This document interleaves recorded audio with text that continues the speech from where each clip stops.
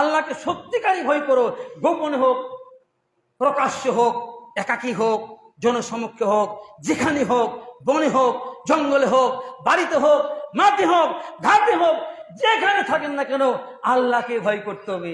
আমরা কি করি? গোপনে গোপনে পাপ করি। যখন একাই থাকি তখন মনে কি করি?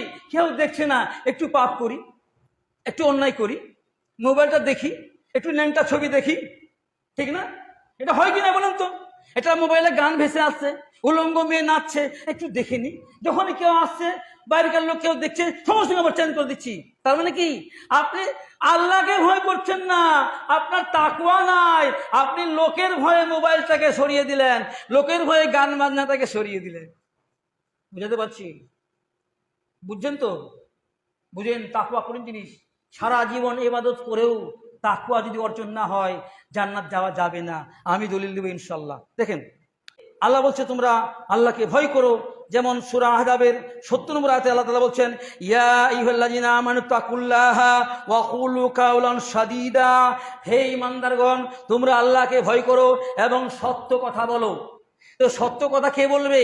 যার মধ্যে আল্লাহর ভয় আছে।